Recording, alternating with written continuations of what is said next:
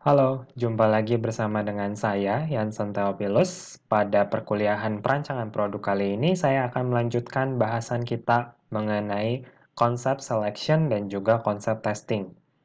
Setelah minggu lalu kita sudah belajar bagaimana cara mengembangkan berbagai alternatif konsep produk yang akan kita kembangkan, pada pertemuan kali ini kita akan membahas what's next. Setelah kita memperoleh berbagai alternatif konsep produk, bagaimana? Apakah kita akan mengembangkan semuanya? Rasanya tidak mungkin, ya. Maka dari itu, pada tahap ini kita akan membahas bagaimana cara-cara terstruktur untuk melakukan seleksi terhadap berbagai konsep produk yang sudah kita kembangkan, sehingga kita bisa memperoleh satu atau beberapa konsep terbaik yang memang layak untuk kita kembangkan lebih lanjut sampai nanti diproduksi dan dikomersialisasikan ke pasar. Hari ini kita juga akan mempelajari mengenai konsep testing. Konsep testing dan juga konsep selection itu saling melengkapi, ya. Ada kalanya cara untuk kita menyeleksi konsep adalah melakukan testing ini ke pasar. Ya, kita lakukan tes terhadap konsep-konsep yang ada ke pasar, kita tawarkan ke konsumen, kita minta pendapat dari konsumen untuk supaya kita melihat bagaimana respon dari customer atau dari potensial customer kita terhadap konsep produk tersebut. Dari situ kita bisa lihat ya, mana yang kira-kira produk yang layak untuk kita kembangkan lebih lanjut. Ya, dari situ juga kita bisa mendapatkan saran perbaikan dari calon konsumen kita. Apa yang kurang, apa yang sudah baik dari konsep produknya sehingga kita bisa kembangkan lebih lanjut. Pembelajaran kali ini akan dibagi menjadi dua video. Video yang pertama, saya akan membahas mengenai konsep selection, dan di video yang kedua, saya akan membahas mengenai konsep testing. Langsung saja kita mulai perkuliahan kali ini. Berikut ini merupakan outline yang akan saya bahas pada pertemuan kali ini. Seperti yang saya sudah utarakan bahwa perkuliahan akan dibagi menjadi dua materi video. Yang pertama adalah konsep selection. Pada konsep selection ini ada dua tahapan besar yang harus kita lakukan. Yang pertama adalah konsep screening, dan yang kedua adalah konsep scoring. Pada pembahasan konsep selection, nanti saya akan menggunakan salah satu contoh produk untuk mempermudah kita membayangkan, yaitu Novopen Syringe. Nah, syringe ini merupakan jarum suntik, ya, tapi jarum suntik Novopen ini biasanya digunakan untuk pengguna yang berkali-kali menggunakannya. Biasanya digunakan untuk misalnya untuk menyuntik insulin untuk penderita diabetes. Nah, ini bisa menggunakan syringe seperti ini. Yang kedua adalah konsep testing. Konsep testing ada berbagai tahapan yang terstruktur. Kita akan bahas juga satu persatu tahapannya dan bagaimana cara melakukannya. Di sini juga saya akan gunakan salah satu contoh produk, yaitu Empower Electric Scooter. Kedua produk ini akan saya jadikan contoh supaya mempermudah kita membayangkan bagaimana prosesnya. Reference book yang kita gunakan masih sama tentunya, buku dari Ulrich dan juga Eppinger. Pada pertemuan kali ini kita membahas bab yang ke-8 mengenai konsep selection dan bab yang ke-9 mengenai konsep testing. Silakan sebelum kalian memulai belajar, kalian siapkan juga bukunya dan buka di bab berikut. Kita sedikit review kembali product development process. Kita masih ada di tahap konsep development, masih sambungan, lanjutan dari pertemuan yang minggu lalu dan minggu-minggu sebelumnya, bahwa di tahap konsep development ini kita akan melakukan berbagai tahapan dari mulai mengidentifikasi kebutuhan konsumen sampai pada akhirnya kita mendapatkan sebuah konsep yang terbaik. Baru kita lanjut ke sistem level design, detail design, dan seterusnya. Pada tahapan konsep development juga ada beberapa fase yang harus kita jalani. Ya, kita sudah mempelajari bagaimana mengidentifikasi kebutuhan konsumen, bagaimana kita menentukan spesifikasi target. Lalu minggu lalu kita juga sudah membahas bagaimana cara mengenerate berbagai alternatif konsep produk. Pada pertemuan kali ini adalah tahapan selanjutnya, yaitu kita menyeleksi produk konsep. Bisa mendapatkan satu yang terbaik, bisa juga kalau memang kita berencana membuat beberapa varian, kita bisa boleh juga ya mengambil lebih dari satu konsep produk yang sudah dihasilkan pada tahap sebelumnya. Ya, lalu jika diperlukan, kita juga bisa melakukan testing terhadap konsep-konsep tersebut, supaya kita merasa lebih yakin bahwa memang respon pasar ini positif terhadap konsep produk yang akan kita kembangkan lebih lanjut. Setelah dari sini, kita masuk ke menentukan spesifikasi final, yang mungkin saja ada perubahan berdasarkan target spesifikasi yang awal. Ya, karena berdasarkan proses-proses generate product concept, seleksi, testing, mungkin saja ada spesifikasi yang perlu kita improve atau kita hilangkan atau kita rubah untuk menyempurnakan konsep produk yang akan kita lanjutkan. Dan di tahap terakhir konsep development phase, kita akan merencanakan downstream development. Ya, downstream development itu berarti tahap selanjutnya, yaitu system level design, detail design, dan seterusnya. Ya, jadi ini merupakan tahapan-tahapan terstruktur dari konsep development. Kalau kita zoom lagi gitu, ke bagian dalam dari mulai konsep generation sampai konsep testing, skemanya akan menjadi seperti ini. Ya. Di bagian konsep generation minggu lalu kita sudah bahas ya bahwa dalam membuat konsep produk, sebaiknya kita membuka peluang sebanyak mungkin alternatif konsep. Kenapa perlu dibuat banyak alternatif? Karena semakin banyak alternatif, maka akan semakin besar peluang kita untuk menemukan konsep produk terbaik untuk produk yang akan kita launch nanti, kita komersialisasikan. Ya, maka semakin banyak, semakin baik. Tapi tentunya saja, semakin banyak juga akan memakan cost dan juga effort yang semakin besar. Maka itu trade-off ya, silakan nanti dipertimbangkan kembali. Ada baiknya pula bahwa konsep-konsep ini diperoleh dari banyak pihak ya, baik itu eksternal maupun internal yang sudah kita bahas saat pengembangan konsep. Semakin banyak pihak yang terlibat, semakin banyak pemikiran yang masuk, ide yang masuk, insight yang masuk, maka akan semakin kaya konsep produk yang kita hasilkan. Setelah itu kita akan masuk ke tahap seleksi. Ya, di tahap seleksi ini kita hendaknya menyeleksi satu atau lebih konsep produk yang sudah kita hasilkan untuk mendapatkan beberapa konsep yang memang layak. Di sini nanti kita akan mengenal istilah konsep screening dan juga istilah konsep scoring. Pada konsep screening biasanya kita tidak memilih satu atau beberapa yang terbaik, tapi kita men-screening dulu yang kira-kira nggak punya daya saing, konsep yang kurang baik, kita screening dulu, kita buang-buangin dulu. Sehingga akan mempermudah kita saat kita menentukan yang mana nih yang harus kita pilih. Itu adalah tujuan konsep screening. Sedangkan konsep scoring tujuannya untuk memang mendapatkan satu atau beberapa konsep produk yang terbaik. Yang memang akan kita develop lebih lanjut sampai ke tahap produksi dan komersialisasi. Dan yang terakhir, ini konsep testing. Konsep testing ini melengkapi proses seleksi dari konsep produk. Ya, karena kita konsep testing ini konsep-konsep yang kita rasa layak untuk dikembangkan lebih lanjut, kita tes ke pasar. Bagaimana respon pasar? Apakah positif, negatif? Lalu bagaimana estimasi dari sales-nya dari produk ini kalau memang nanti sudah dikomersialisasikan ke pasar.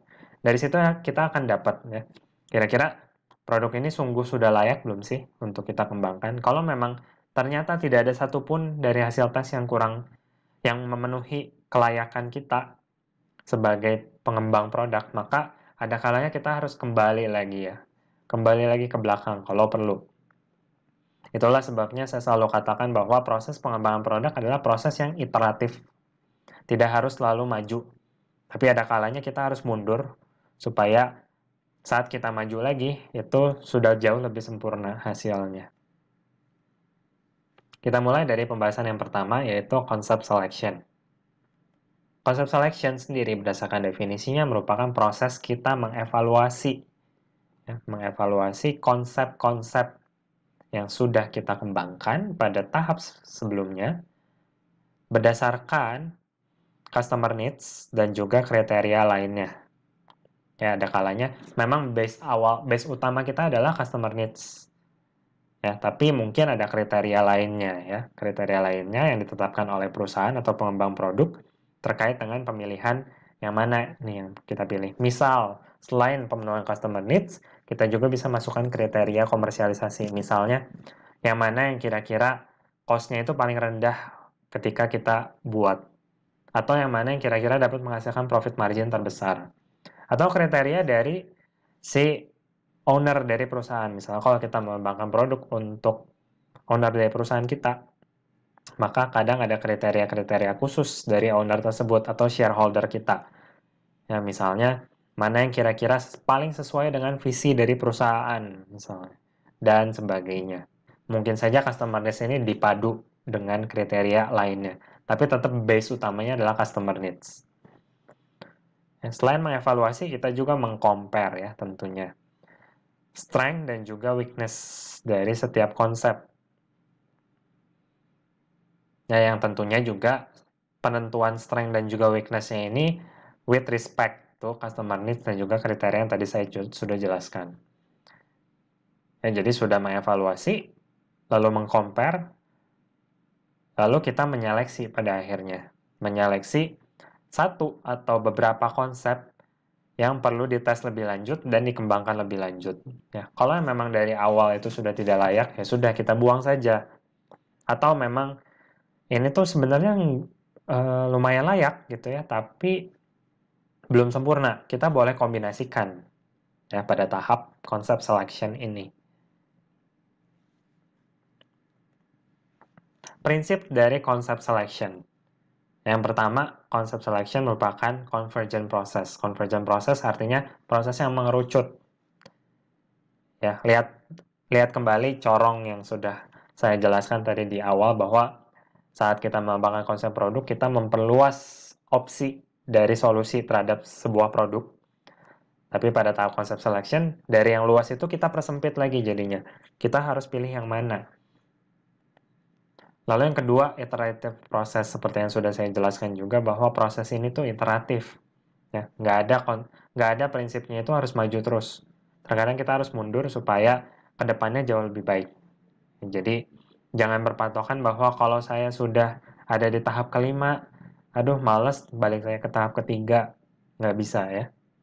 Kita harus lalu berpatokan, berfokus pada bagaimana membuat konsep produk yang sesempurna mungkin.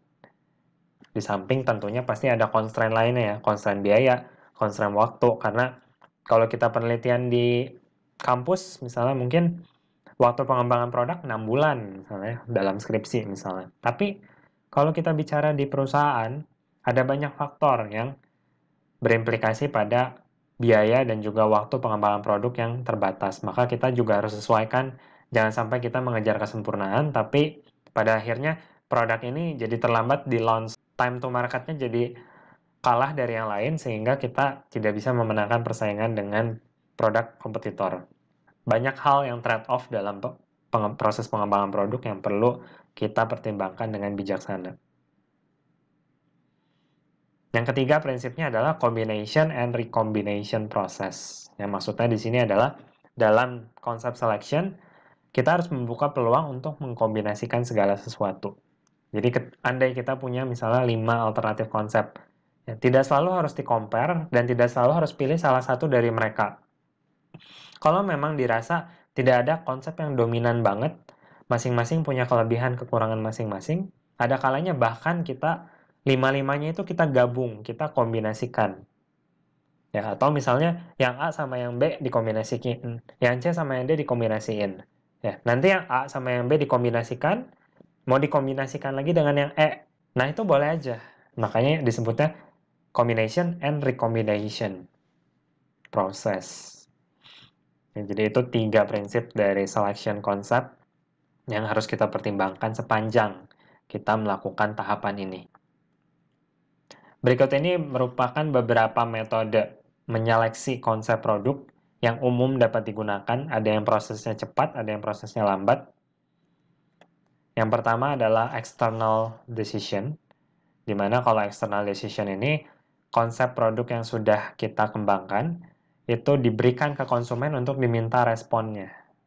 Di sini biasanya customer atau potensial customer. Kalau misalnya kita mengembangkan produk yang sudah ada sebenarnya, tapi kita improve lebih lanjut ya. Misalnya si Xiaomi ya, Xiaomi sudah punya Redmi Note 9, sekarang dia mau mengembangkan sudah mengembangkan Redmi Note 10, pasti sekarang dia sedang mengembangkan Redmi Note 11 dan 12. Nah, itu dia customer-nya kan sudah jelas nih, pasarnya Xiaomi udah punya. Nah, customer-nya jelas.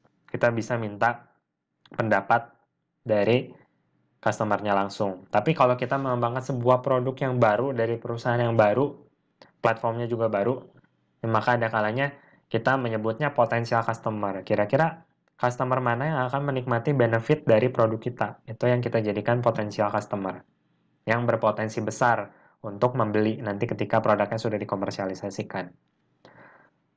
Atau juga external entity. Misalnya, expert, ya. Expert yang sebenarnya tidak termasuk ke tim pengembang produk kita, tidak termasuk juga dalam perusahaan kita, tapi memang mereka orang yang paham, orang yang memahami produk, orang yang memahami customer yang akan menikmati produk ini. Ya, itu juga bisa diambil datanya. Tapi tetap base-nya adalah customer ya. Boleh dipadu-padankan dengan external entity lainnya. Yang kedua, product champion. Nah, product champion ini mungkin lebih sederhana dan lebih cepat. Ya, kenapa? Karena nggak perlu melibatkan pihak eksternal. Karena melibatkan pihak eksternal tentunya akan menghabiskan biaya dan juga waktu yang lebih besar. Karena kita harus kumpulin orangnya. Kita harus minta kesediaannya. Perlu ada informed consent di situ, tanda tangan.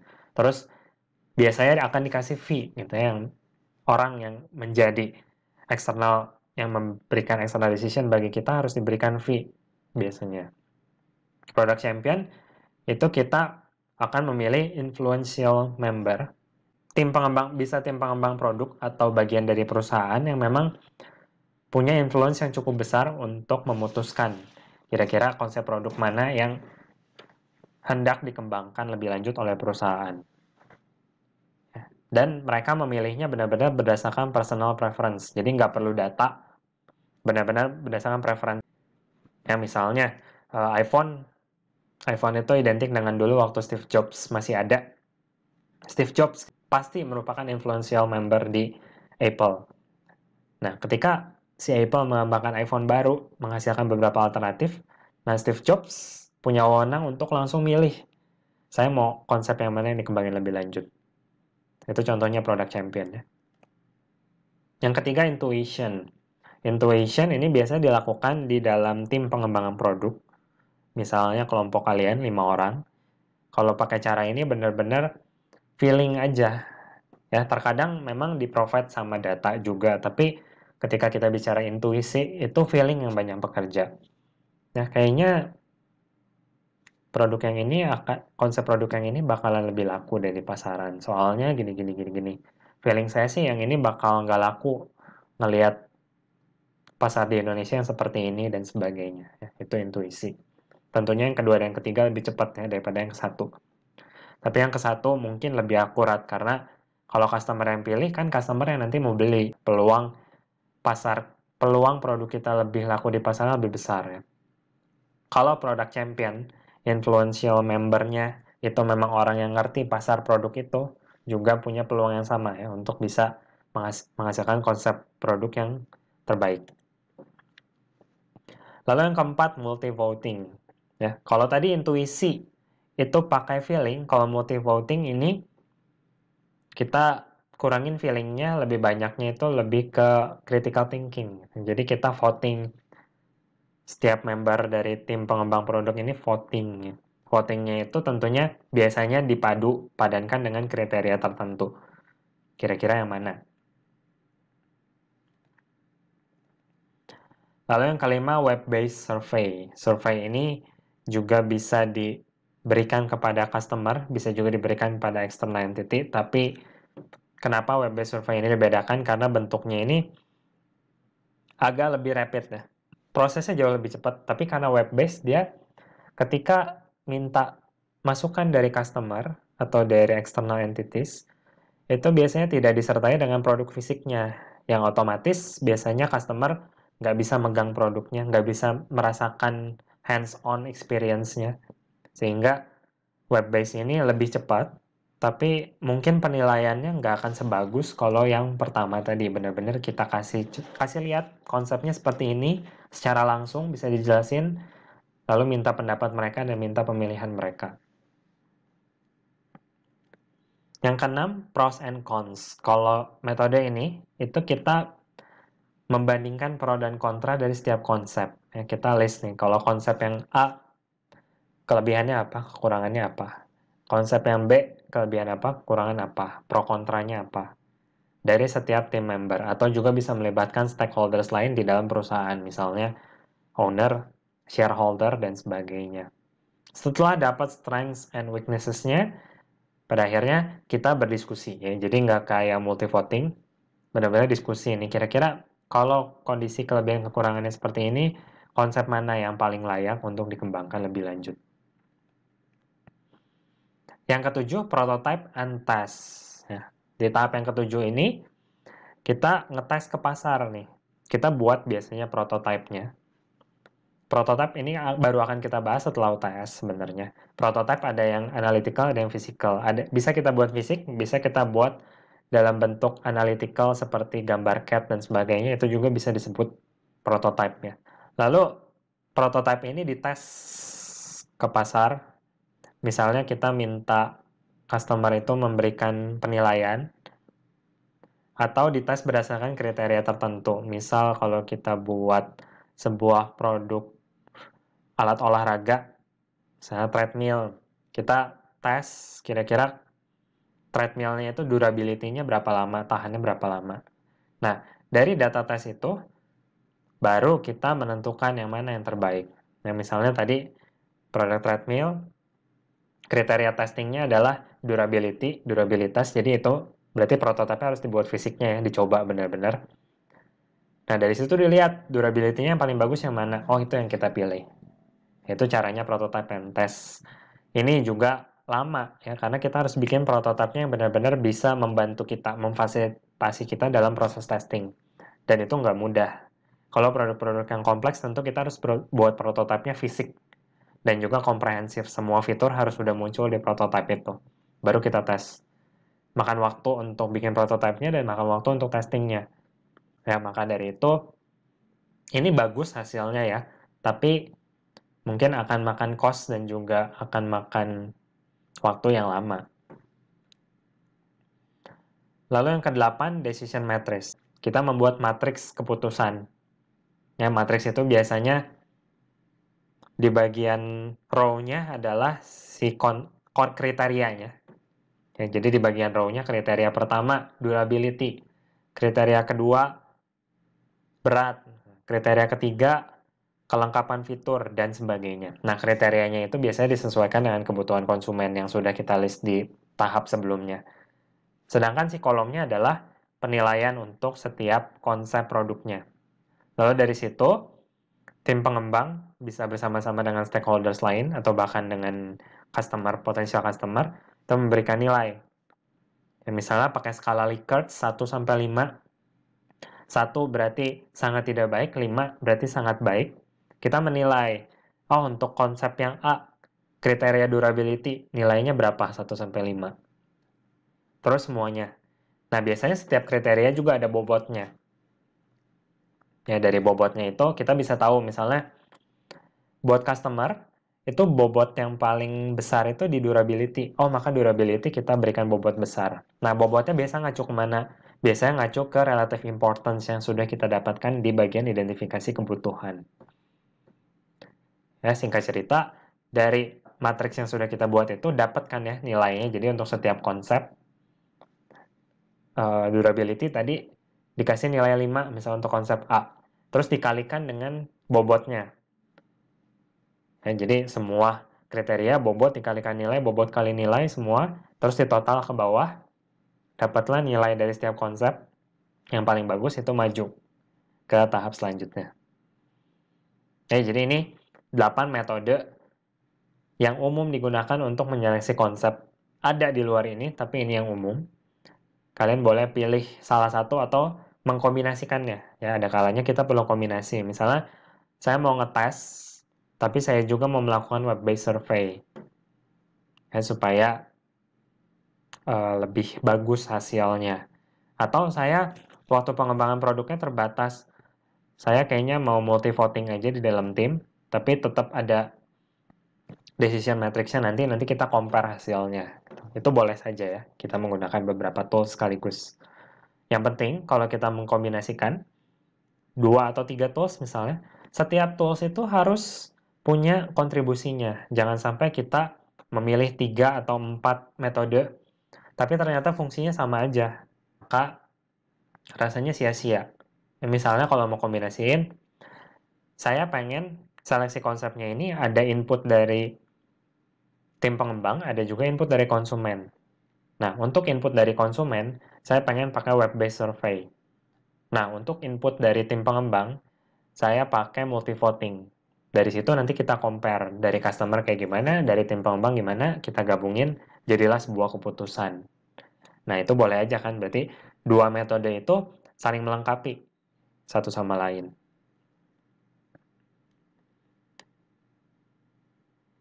Pada tahap konsep selection, itu juga kita bisa buat tahapan yang terstruktur. Ya. Jadi, selain tadi 8 metode yang sudah saya jelaskan, ada sebuah metode terstruktur yang ditawarkan oleh Ulrich dan Eppinger, terdiri dari dua step utama. Yang pertama adalah konsep screening, dan yang kedua adalah konsep scoring. Bedanya apa, Pak? Saya sudah sedikit jelaskan tadi di awal bahwa konsep screening, dari namanya kita sudah bisa menebak tujuannya ya. Tujuannya adalah kita mau nge-screen mana konsep yang layak untuk kita pilih, mana konsep yang nggak layak untuk kita pilih. Pada tahapan konsep screening ini, semua yang nggak layak kita buang. Semua yang layak nanti akan maju ke tahap konsep scoring. Nah, di tahap yang kedua, konsep scoring, baru kita melakukan scoring untuk bisa memilih satu atau beberapa konsep yang terbaik yang akan maju ke tahapan development berikutnya. Jadi, paham ya, beda tujuan antara konsep screening dan scoring. Karena tujuannya beda, cara melakukannya juga beda. Dalam tahapan ini, itu sama seperti tahapan yang lainnya, bahwa mungkin saja ada iterasi di dalamnya. Misalnya, konsep screening, nanti udah ketemu hasilnya, kita mau kombinasiin, kita mau screening lagi, boleh. Lalu masuk ke scoring. Ya, di scoring rasanya ada yang kurang, balik lagi ke screening, nggak masalah ya. Yang penting, memang semuanya ada reason. Saya mau balik ke belakang, kenapa? Itu semua harus ada reasonnya. Jangan sampai kita buang biaya dan waktu untuk melakukan iterasi, tapi kita juga nggak paham kenapa harus. Nah, setiap stage-nya, baik itu konsep screening dan juga scoring, itu punya 6 tahapan. Ya, sebaiknya kita melakukan 6 tahapan lengkap ini untuk setiap tahapan, 2 tahapan yang tadi saya jelaskan ya, screening dan juga scoring. Yang pertama, kita siapkan selection matrix-nya. Nanti untuk screening dan juga scoring, ada kita membuat tabel matriksnya yang akan mempermudah kita dalam melakukan screening dan scoring. Setelah itu, kita melakukan rating dari konsepnya. Lalu yang ketiga, kita urutkan setelah kita menilai. Kita mengurutkan jadi posisi pertama siapa, kedua siapa, ketiga siapa, dan seterusnya. Lalu yang keempat, kita melakukan proses kombinasi dan juga improvisasi terhadap konsepnya. Nah, jadi dari yang kita hasilkan, kita boleh kombinasi, kita boleh improve konsep tersebut berdasarkan hasil screening maupun scoring. Yang kelima, kita seleksi. Bisa kita ambil satu yang terbaik nanti akhirnya. Bisa juga kita ambil beberapa untuk kita tes nanti di konsep testing. Lalu yang keenam, seperti biasa ya, di akhir proses biasakan kita merefleksikan. Apakah sudah tepat caranya? Apakah ada yang bisa lebih diimprove lagi? Kalau memang ada cara yang lebih baik, kita ada kalanya perlu iterasi lagi, begitu. Nah, saya akan menggunakan contoh Novopen for Syringe ini ya. Sekali lagi, syringe merupakan jarum suntik pemakaian berulang, tapi pemakaian berulangnya kepada orang yang sama ya. Ini biasanya digunakan untuk penderita diabetes untuk menyuntikkan insulin secara berkala. Dosisnya juga bisa kita atur, jadi beda seperti needles jarum suntik yang untuk vaksin dan sebagainya, itu agak sedikit berbeda. Kalau kalian mau lihat bagaimana cara bekerjanya, saya sarankan buka dulu URL berikut ya. Buka dulu URL berikut, nonton bagaimana cara kerja alat ini, supaya nanti kalian kebayang ke belakangnya.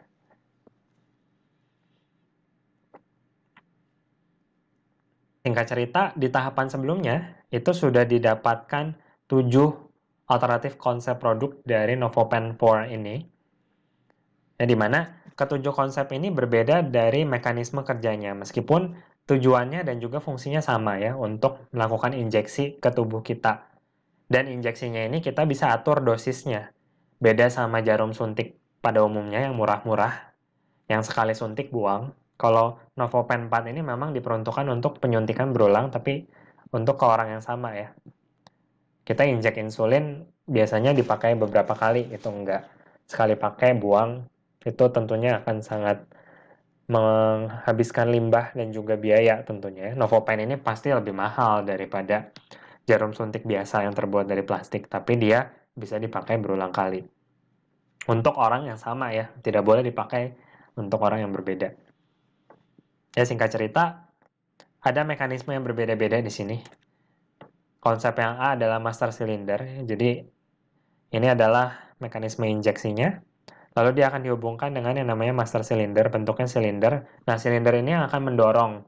Ya, di sini pasti di bagian ujungnya ini ada medicine vial. Vial ini artinya adalah si obatnya itu, si insulinnya itu nanti akan diletakkan di dalam sini. Ya, insulinnya ada di sini. Ketika plunger ini ditekan, maka medicine, obat, atau insulin yang ada di dalam sini akan terdorong keluar. Singkat cerita, konsep A seperti itu. Konsep B itu rubber brake.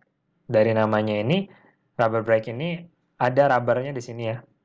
Kenapa disebut rubber brake? Karena dia terbuat dari karet dan fungsinya adalah untuk memberikan tahanan. Jadi ketika kita menyuntik, ada kalanya kita harus mengatur speed, nggak boleh terlalu cepat gitu ya. Agak lambat. Nah, rubber brake ini membuat penekanan kita itu lebih berirama gitu, lebih santai masuk ke dalamnya. Lalu ada juga konsepsi memakai ratchet. Nah, ratchet ini ceritanya seperti roda gigi, tapi roda giginya ini linear ya. Yang dimaksud dengan ratchetnya adalah di bagian sini. Ada seperti gerigi-gerigi seperti ini. Apa fungsinya gerigi ini? Supaya ketika kita nyuntik sesuai dosis itu, dia itu discrete ya. Kalau misalnya yang master cylinder kan kita tekan, dia continuous akan tertekan. Tapi kalau yang ratchet seperti ini, kita itu akan berasa tek, tek, tek, tek. Ya, dosisnya itu akan berasa 1, 2, 3, 4, 5, discrete. Itu yang ratchet. Lalu ini ada juga plunge stop. Kalau plunge stop ini dia mirip seperti yang rubber brake sebenarnya. Dia punya tahanan yang berupa rubber juga di sini. Dia ini desainnya mirip sekali seperti jarum suntik sekali pakai. Ya, di sini ada plungernya. Plungernya kita tekan, maka posisi vial di sini akan tertekan. Insulin di dalam sini akan keluar, terdorong keluar. Nah, konsep D ini yang paling mirip dengan jarum-jarum sekali suntik yang ada di pasaran, yang biasa kita gunakan juga ketika kita disuntik. Lalu konsep yang E itu swash ring. Di sini dia pakai ring sistemnya. Saya agak nggak paham sih apa efektivitasnya pakai ring di sini ya. Karena tidak dijelaskan juga di buku. Yang pasti dia ketika dia ditekan, ringnya juga akan menekan silinder yang ada di sini. Silinder yang di sini akan tertekan, vial di sini akan mengeluarkan medicine-nya. Lalu ini lever. Ya, lever set di sini ciri khasnya adalah dia punya lever di sini. Jadi ketika si jarum suntik ini, si syring ini tidak digunakan, kita bisa lock supaya dia jangan sampai nggak sengaja tertekan. Ketika levernya dirubah ke arah sini, ke arah kanan sini, maka dia sudah siap untuk diinjeksikan. Dan yang terakhir adalah dial screw. Ya, dial screw ini bentuknya paling besar ya. Di sini dia sediakan storage. Dia otomatis bisa menyimpan dosisnya paling banyak. Tapi di satu sisi dia besar sekali ya dimensinya. Nggak gitu bagus ketika dicolokkan karena yang pakai mungkin orang tua, nggak boleh berat di sini. Ya, dan di sini sistem kerjanya adalah pakai lead screw, pakai ulir. Dan di sini ada knob, ya, knob putar. Ketika kita mau menyuntikkan 2 dosis, kita tinggal putar knobnya 2. Pemutaran knob itu akan berimpact pada lead screw yang berputar sebanyak 2 dosis juga, sehingga di sini bisa menyuntikkan secara akurat ya, 2 dosis. Lalu masuk ke konsep screening. Nah, inilah yang disebut dengan konsep screening. Pada tahap ini kita men-screening mana yang nggak layak untuk dikembangkan lebih lanjut, kita buang. Tapi di sini kita belum memilih yang mana yang mau kita kembangkan lebih lanjut ya. Kita baru membuang mana yang nggak layak. Caranya bagaimana sih? Kita pertama-tama pasti buat selection kriteria dulu. Ya, dari selection kriteria ini kita mendapatkan kriteria apa saja dalam kita menilai, dalam kita men-screening. Nah, biasanya selection kriteria ini kita menggunakan customer needs yang kita sudah peroleh di tahapan sebelumnya.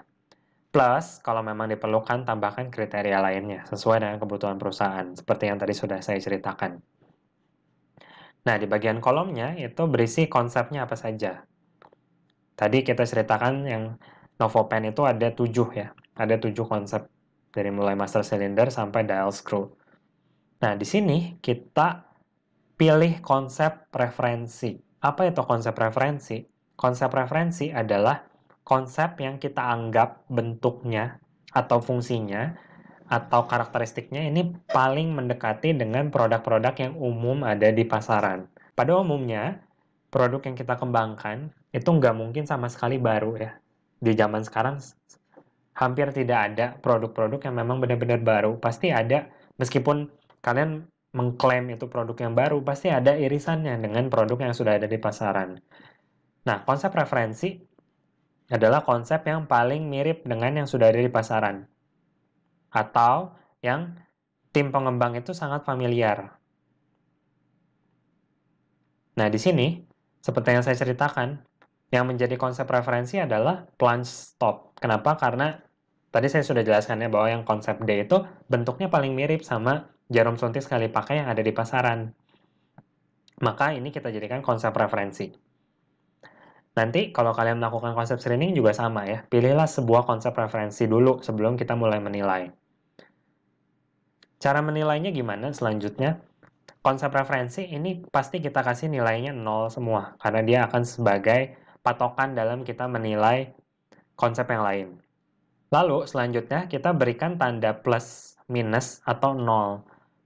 Tanda plus kita gunakan ketika untuk kriteria tersebut, konsep yang ini lebih bagus daripada konsep referensinya. Lalu tanda 0 kita berikan ketika konsep yang ini sama seperti konsep referensi. Dan tanda minus kita gunakan ketika konsep yang ini berdasarkan kriteria tersebut itu lebih buruk daripada konsep referensi. Misal, kita bicara tentang membandingkan plunge stop misalnya dengan dial screw. Tadi saya bilang ya dial screw itu besar yang sekarang.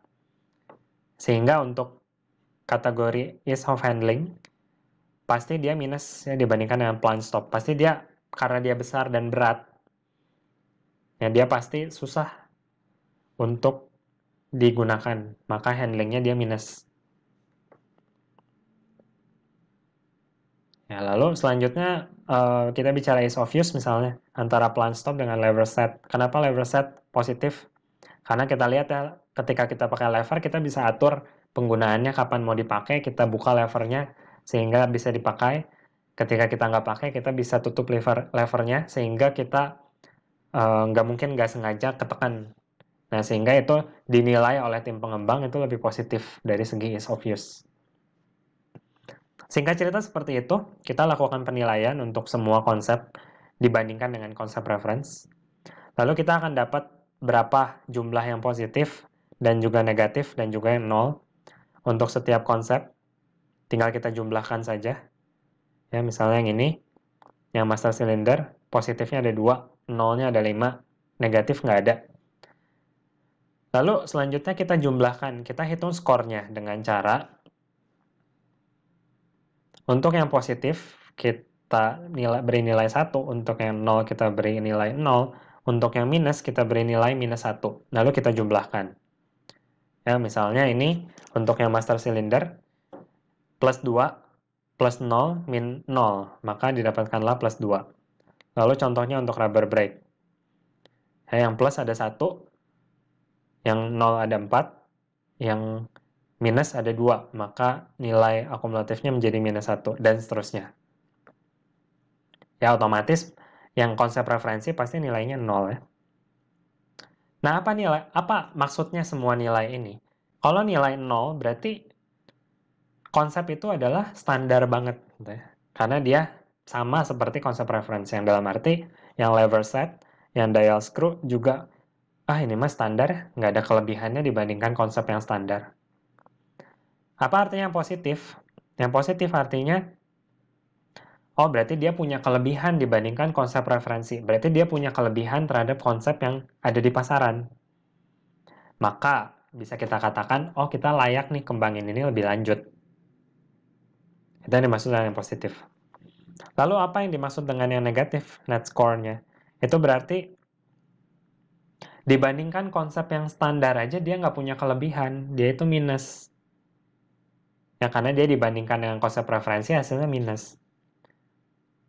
Jadi itu ya artinya net score-nya positif, 0 negatif ada artinya. Lalu selanjutnya kita rank. Kita urutkan dari nilai yang paling positif sampai ke yang paling negatif. Lalu pertanyaan selanjutnya adalah mana yang mau kita lanjutkan ke konsep scoring? Mana yang mau kita buang? Biasanya yang nilainya minus itu kita buang. Kenapa? Karena dia dibandingkan konsep yang standar ada di pasaran aja nggak menang nih istilahnya ya. Jadi ya buat apa kita kembangin lebih lanjut, kita buang. Lalu yang 0. Nah yang 0 biasanya either kita combine atau kita perbaiki. Contohnya ini ya, konsep referensi. Itu mau kita combine dengan yang lever set. Kenapa? Karena yang lever set ini punya kelebihan, punya kekurangan juga. Ada baiknya kita kombinasikan. Kita bicara yang dial screw. Dial screw juga 0. Tapi dia agak sulit untuk dikombinasikan dengan yang lain karena cara menginjeksinya juga beda ya. Dia pakai knob beda sendiri. Lalu mekanismenya dia pakai dial screw itu jauh berbeda dengan yang lain. Makanya dial screw ini kita revisi. Kita perbaiki. Perbaikinya gimana? Kita lihat yang minus-minusnya ini gimana supaya jadi plus. Yang nolnya juga gimana supaya jadi plus. Nah, patokannya seperti itu. Tapi kalau pada kenyataannya, misal yang nilainya 0 kalian semua mau revisi itu boleh. Atau yang nilainya 0 mau semua kalian kombinasi itu boleh. Nggak ada yang direvisi, semuanya dikombinasi.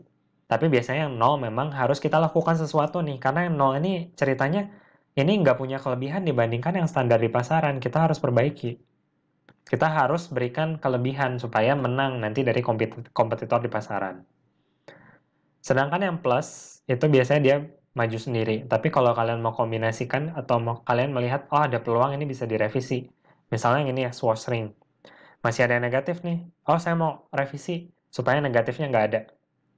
Boleh aja ya. Pada prinsipnya itu. No, dibuang. Combine kita lakukan sesuatu. Yes, kita lanjutkan. Singkat cerita, berikut hasil revisi dari yang dial screw. Ya, kita lihat bentuknya dibuat lebih ramping ya. Di area sini yang tadinya semula ada storage-nya dihilangkan. Kenapa? Tujuannya supaya membuat yang tadi yang minus itu, yang tadi ease of handling, itu menjadi plus sekarang. Lalu konsep D dan juga F. Tadi levernya itu membuat ease of use, di mana konsep D itu nggak lebih baik daripada si lever set. Maka dibuatlah lever stop, kombinasi antara D dengan F. Selanjutnya masuk ke konsep scoring. Konsep scoring kita memilih satu atau beberapa best konsep untuk further development. Kriterianya itu biasa kita bobotkan. Bobotnya itu biasanya kita sesuaikan dengan relative importance. Ya, boleh aja sih kalian ambil data lagi berapa bobotnya, tapi biasanya ujung-ujungnya pasti sama, mirip-mirip dengan relative importance yang kita sudah peroleh di tahap identifikasi kebutuhan. Rating skala biasanya ini yang kita gunakan.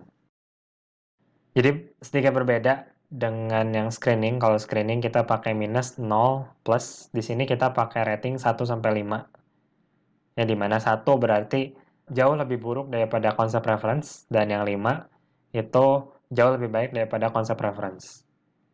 3 berarti sama dengan reference, tidak ada perbedaan yang signifikan.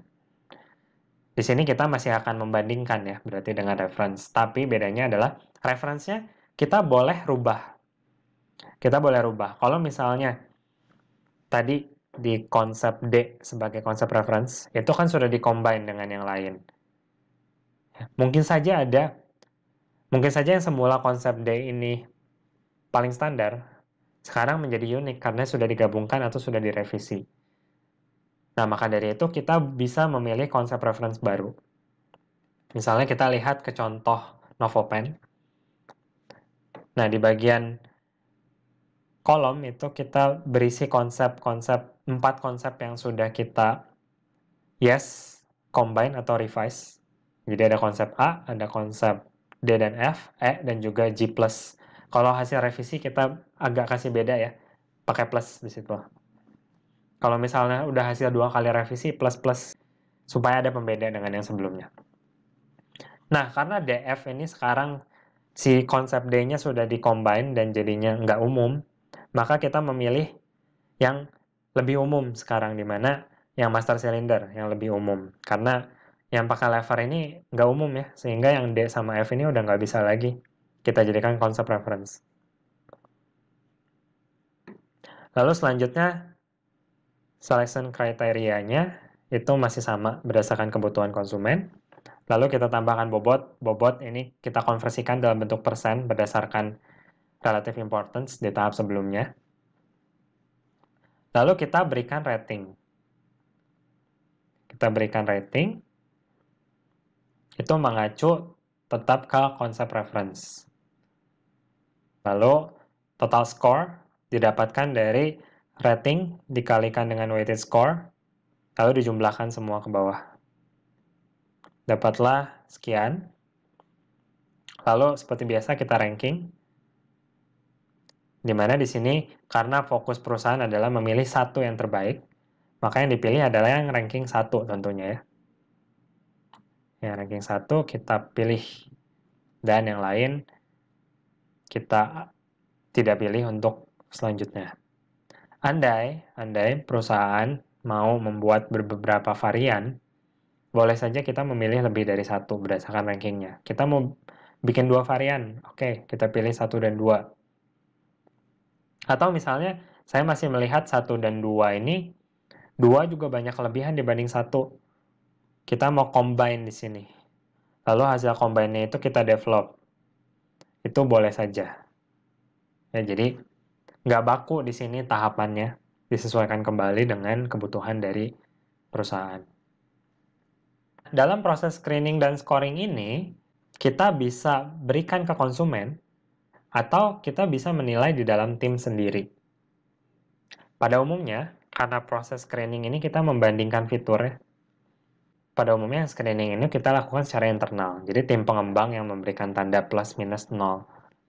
Sedangkan scoring, ini pada umumnya kita minta konsumen atau minta pihak eksternal yang memberikan skor. Ya, jadi disesuaikan kembali dengan kebutuhan. Kalau misalnya ternyata di tahap screening kalian mau memberikannya pada konsumen untuk menilai, silakan. Di tahap scoring kalian mau pakai tim pengembang saja yang menilai juga silakan. Ya, tapi pada umumnya tahap screening internal, tahap scoring itu eksternal. Tapi tidak harus selalu seperti itu ya. Baik, itu tadi proses dan juga tahapan konsep selection. Silakan kalian beristirahat dulu sejenak. Pada video part yang kedua, kita akan membahas mengenai konsep testing. Sampai bertemu di video yang kedua. Semoga bisa tetap semangat. Silakan rebahan dulu, minum dulu, santai-santai dulu 5 menit. Kita nanti akan lanjut ke part yang kedua. Terima kasih semuanya. Sampai jumpa.